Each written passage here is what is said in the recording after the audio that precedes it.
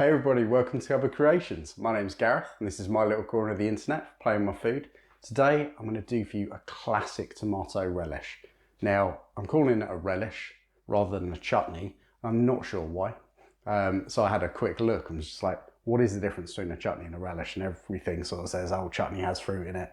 But that doesn't work because what the video everyone seems of mine to watch the most is a onion chutney that has no fruit in it whatsoever. But I'm calling it a relish because for me, this one you can almost eat straight away. So let's crack on with it. You're going to need a few things here. So we're going to need, first off, an onion. So a small onion or half a large onion. And you're just going to chop it up. Chop it up really quite small because you don't want huge lumps, unless you do, in which case don't chop it up so small. But we'll chop that up to about, I don't know, half a centimetre kind of cubes. Brilliant, so there we go. That's my onion all chopped. I'd say nice and small. You've got these tiny little bits, just so you're getting the onion there, but it's all about the tomatoes then. So then you're going to grab 4 cloves of garlic, which is quite garlicky, but I love that. You know, with tomatoes and onions, garlic, it's got an almost very kind of Italian feel. The idea of this relish is really for burgers, something like that. You know, you go to these kind of gastro pubs and the burgers taste great, and it can never just be the beef because, you know, if it's 100% pure beef burger, they're all going to taste reasonably the same apart from where you get the beef from, but there's not going to be a huge difference. It's always those sauces, those relishes and stuff like that that really elevate everything. So I just kind of wanted to do something that allows me to have that at home. So we're going to chop up 4 cloves of garlic and we're going to do them again really, really small, as small as you can.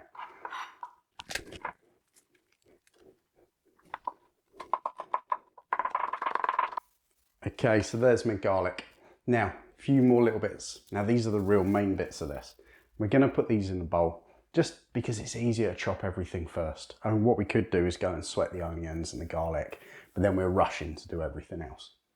So next things you're going to need, 1 red chilli. That's quite a monster, but it's not a particularly hot one, so don't worry too much.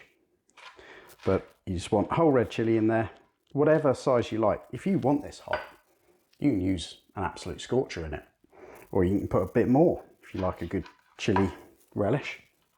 But I'm just going to chop it up nice little bits. It just adds this kind of slight underlying heat, which just goes so well. So we're going to chop the chilli first as well. It's worth saying this because obviously we're going to chop out a whole load of tomatoes.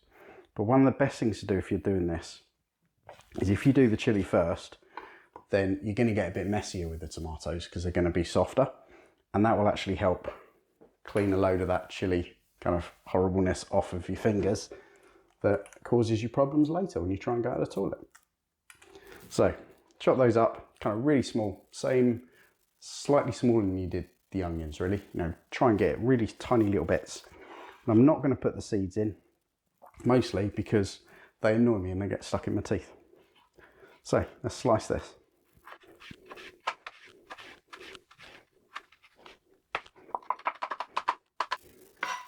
Okay, so that's the chilli done. We can just pop that in our bowl. Just keeps it out of the way. Otherwise I have to use 85 chopping boards and then wash them all up later. So no need for that. Pop those in. Now you're going to grab 500 grams of cherry tomatoes. So I've got these little plum tomato ones, and that's the difference is going to be huge depending on which ones you use. They're all good though. You know, any kind of cherry tomato, especially if you've grown them yourself. I didn't grow these, normally I do, but I've been using so many kind of practicing these tomato recipes that I've had to go and buy some. But lovely little things. And all you're going to do again is chop them fairly small, round about the same size, maybe slightly bigger than you did your onion. So I'm probably going to chop these into quarters and then just run down them. So you're getting nice little chunks like that.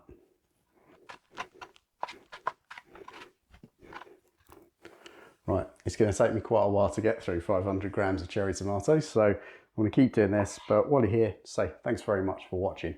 Really enjoy doing this and really want to get more people to see it. So if you could consider kind of subscribing to the channel if you're liking the stuff, or just dropping it a like or a little comment. That would be awesome. Just helps me kind of promote it, really. It's always going to look and say, that one's worth promoting. And if no one does, then it isn't. So I hope you're enjoying this. And if you do, if you can help us out, that would be awesome. So, see you in a bit. Okay, so that is the last of it. Finally done. Took a while. I'm sure there's a better way of doing it. Maybe with, you got those big blenders, haven't you, with all those kind of like chopping things on. Maybe you just chuck them in there, that would work. Unfortunately I haven't got one, so I've got to do it with a knife. But that is now done. All our chopping's done. We can just head over straight to the hob, start putting this relish together. Right, so to make the chutney, really, really easy. Chutney, it's not a chutney, it's a relish. Just because I decided it's called a relish. You can call it a chutney, I don't really mind. But you're just gonna pop about a tablespoon of olive oil in, and then we're just gonna sweat off those onions. So we're gonna pop those in there for about 5 minutes or so, just to kind of lid on, let them sweat down a bit, just soften them slightly. So leave that there, see you in a sec.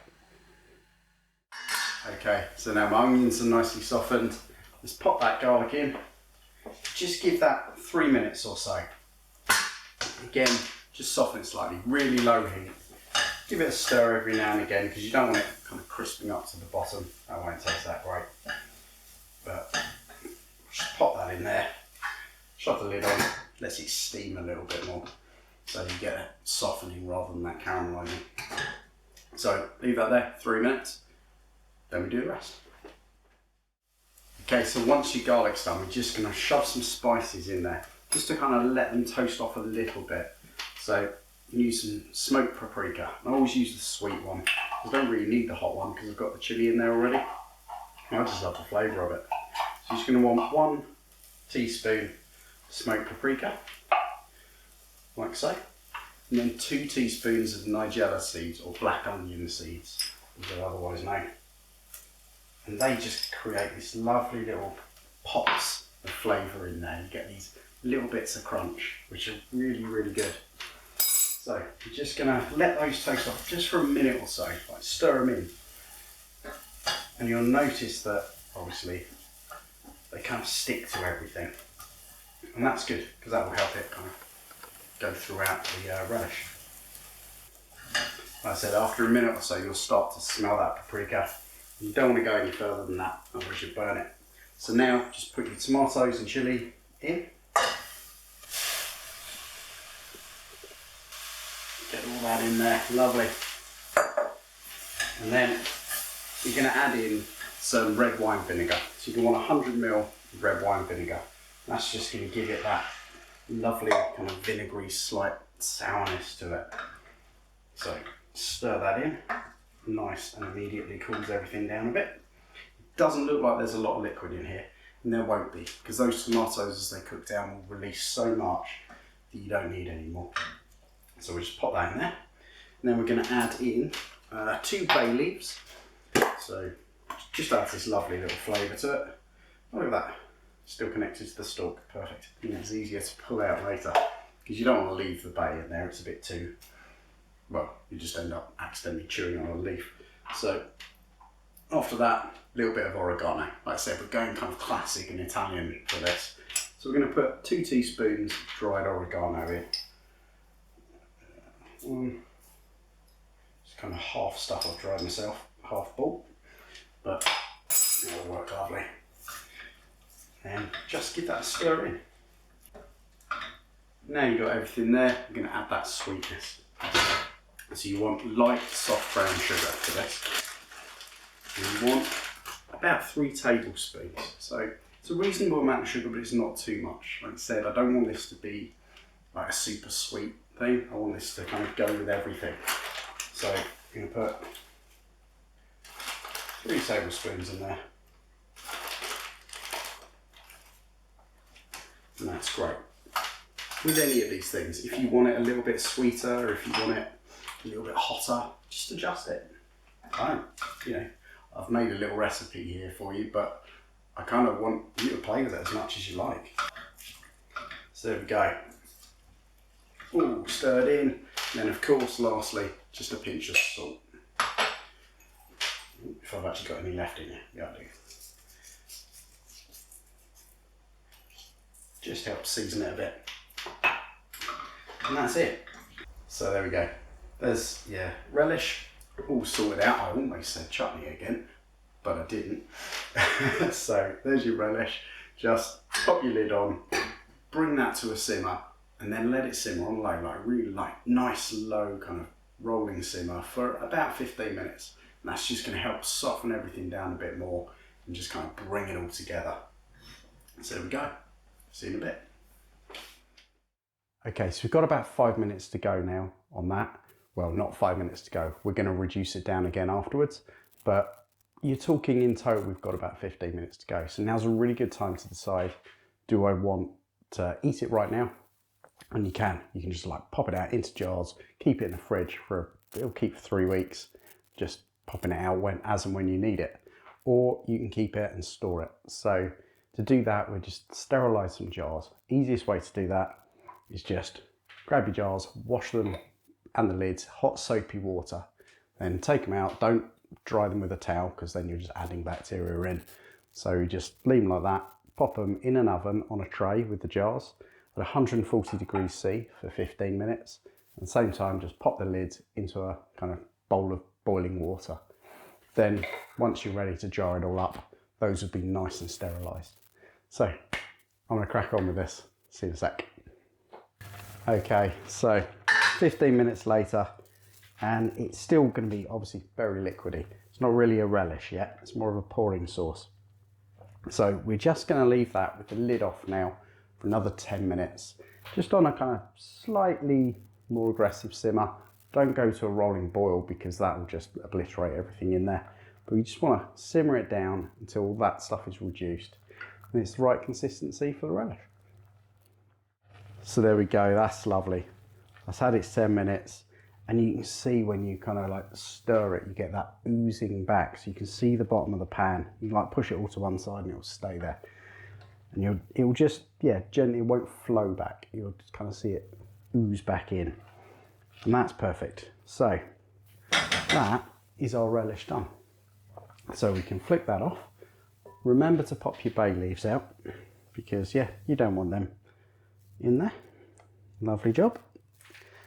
And then we can go and jar it up. Okay, so now to jar it up.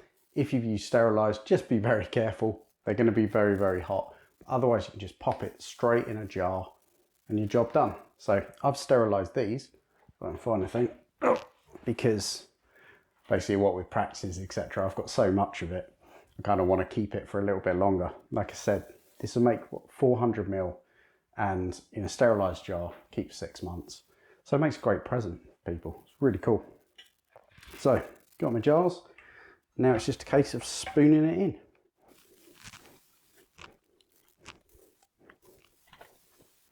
Perfect. So, we'll just give them a little tap down.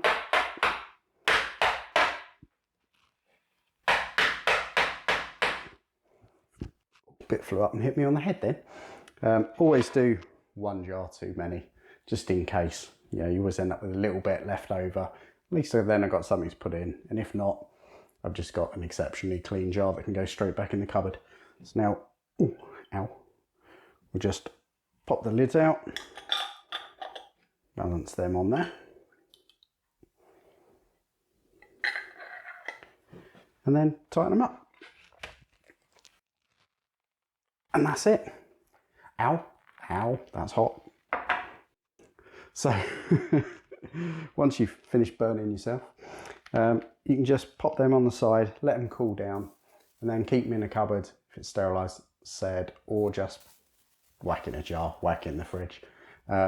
Really good stuff. Great with kind of burgers, any kind of meats really, goes really well. But also with hard cheeses. If you've got someone who's a real lover of manchego or something like that, these make a great gift. They really go very, very well with it.